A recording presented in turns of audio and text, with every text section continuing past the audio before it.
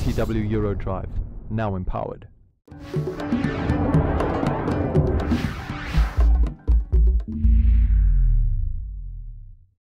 From Creamer Media in Johannesburg, this is the Real Economy Report. Our top stories this week. South Africa must accelerate its energy efficiency push. We speak to the International Energy Agency about how the twin challenge of producing more energy with less carbon dioxide could be met. And GFMS CEO Paul Walker provides new insight into platinum scrap. South Africa is rated as one of the most energy inefficient countries in the world. Christy van der Merwe speaks to Eskom's Andrew Etzinger about energy efficiency in the country. After the electricity crisis in January 2008, efforts were stepped up to improve energy efficiency in South Africa. Eskom says it has saved 800 megawatts of electricity through its demand-side management programs in this period.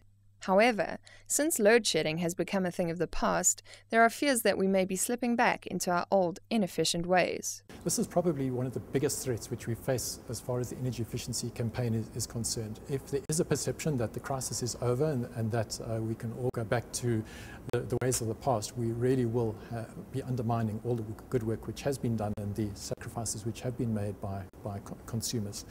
It's really important that we realize that although the economy has come off the boil due to the downturn in the world economy, when that economy turns around and when the South African economy turns around, and we know it will, we must be in a position to accommodate these smelters and mines back onto the system and accommodate new growth. If we don't pursue energy efficiency now, it really will mean that we won't be able to do that. We'll be back in load shedding, and simply put, we'll be back where we were in January last year, which is, I'm sure, where we don't want to be. Into the future, certainly we must look at not only the environmental issues, not only the price issues, but also in terms of the long-term decisions which we have to make as a country for the next power stations. If we're not going to build new coal-fired power stations, the next best options are extremely expensive, and demand-side management and energy efficiency really then becomes a crucial response, failing which electricity in the country will simply become unaffordable. This is why Eskom, together with the government and the energy regulator, is pushing ahead with a power conservation program, introducing legislation for energy efficiency. Industry, followed by all sectors of the economy, will be given quotas and targets for energy reduction. Our hope and our ambition is really to achieve these targets not through production losses. That would be obviously a way, but that would be detrimental to the economy. Really what we have done is on a sectoral basis looked at opportunities for savings, and fortunately there are. Due to our historic low price of electricity and abundant electricity, it hasn't been a focus area, and there are great opportunities such as, for example, the upgrading of motors, which are now receiving great prominence and which we believe will be pursued to achieve the energy targets rather than production losses. Energy-efficient technologies used in the residential sector include the rollout of compact fluorescent lamps, or CFLs, and Eskom is hoping to bolster its solar water heater subsidy program going forward. With industry, Eskom is focused on the upgrading of inefficient heating, ventilation and cooling systems, particularly in mines. There is also a blanket subsidy for energy-efficient motors available, a program which the utility is accelerating. CO2 emissions will rise dramatically over the next 25 years unless major changes are made to the way we produce and consume energy. After the commercial break, Terence Creamer speaks to a visiting International Energy Agency official about what needs to be done.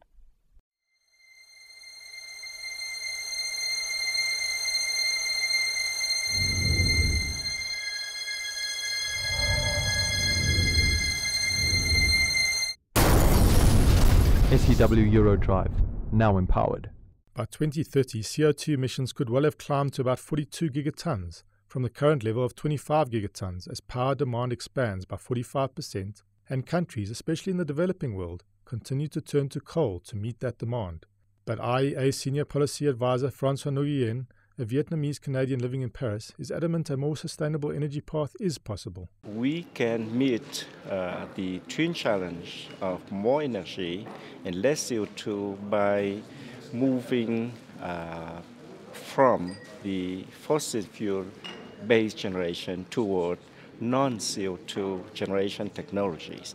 And by non-CO2 emitting technologies, I mean essentially nuclear and renewables. And of course, I would like to make the point that we should also, instead of investing in capacity, we should also put a priority toward more energy efficiency, not only on the demand side, but also on the supply side. But investment of about $1 trillion a year will be needed. And in Nguyen's view, such massive expenditure will only occur in the context of competitive markets, supportive legislative and regulatory frameworks, and most crucially, only if prices rise. The other very important key element would be that we should have prices that are cost reflective. Because, for example, if we have a price distortion in the system, then the markets will not provide the good signals for investment. One of the IEA's most interesting proposals for dealing with the energy investment conundrum is to allow energy efficiency projects to compete openly and transparently with power generation programs. Nguyen again. It should be an alternative to generation. Because instead of investing in generation to meet an incremental demand, the other way is to just try to reduce that demand through improved energy efficiency so that you can avoid that investment. Unfortunately, the rate of energy efficiency improvement over the last decade has actually been worse than was the case between 1970 and 2000. And altering this worrying trajectory will require not only innovation, but also incentives. From a consumer point of view, consumers should be given enough incentive to save energy. The consumer should be given the tools, should be empowered to participate in the market. Up until now, the consumer has been relatively passive, I would say. We don't have the equipment, we don't have the tool, the regulatory framework to allow us to participate in market. Mining Weekly editor Martin Creamer spoke to analyst and GFMS CEO Paul Walker to get the lowdown on the recycling of platinum jewellery scrap. The recycling of platinum jewellery scrap is becoming a very structured affair that feeds on the failure of platinum miners to meet global demand. I think the whole scrap story on the jewellery front is an area that I think most analysts, and I'd even put myself in this category, in spite of being very much at the forefront of our field research in these markets and seeing the scrap being generated, I think we all underestimated how much scrap could potentially come back. You're quite right. In gold, if you look back to the GFMS data series, when did GFMS first start measuring scrap in the gold industry? 1980. What happened in 1980? Well, your listeners will and viewers will be aware, gold prices peaked. So the above ground stock and the mobilization of the above ground stock is absolutely key. As you start to build up these stocks and they can come back to the market with the right price, the right collection mechanism, they can have a profound influence. And just one metric that gives you a very good feel for this. South African production of platinum in 2008 fell by about 400,000 ounces. Jewelry scrap, that scrap of jewelry origin, increased by about 400,000 ounces. Another aspect that platinum mining South Africans need to be acutely aware of is the intense dependence of platinum on consumers choosing to buy diesel-powered cars. The issue is the growth in diesel or the growth in gasoline. And platinum's spectacular price evolution over the last 6 or 7 years has been the function of one primary factor and one primary factor alone, the growth in diesel in Europe. Now, talking to the auto manufacturers in Europe and looking at the economics of the diesel sector, it seems unlikely to us that diesel is going to see that kind of growth path. And indeed, what you're starting to see in terms of the environmental framework that's coming in is CO2 emissions. And that's got nothing to do with the catalyst you got at the back. It's got to do with fuel efficiency and burning less fossil fuel when you drive for every kilometre. And what we're hearing back from the automotive sector in Europe, the people in the know, I'm not an expert in this, is that small gasoline turbocharged engines that are going to have a very small CO2 footprint, probably where the growth is going to come in the future. And that is a palladium and a rhodium story, not a platinum story. So I think that, the last decade was platinum's decade. Spectacular price growth and really good fundamentals. Our view at GFMS is that palladium could well be about to experience its decade. And now for a sneak preview of this week's Engineering News magazine. In our cover story, we ask whether emerging biofuel technologies offer a way around the food versus fuel dilemma.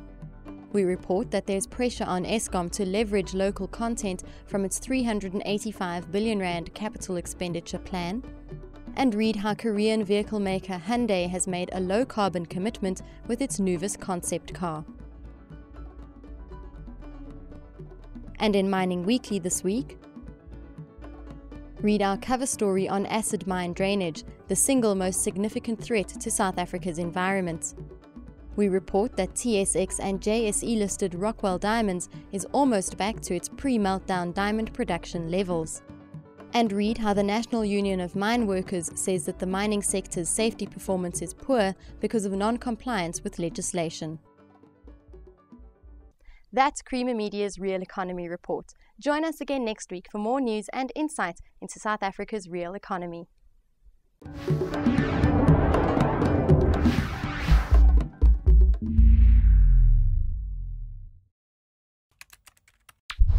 Creamer Media's Engineering News has delivered unmatched insight into the real economy.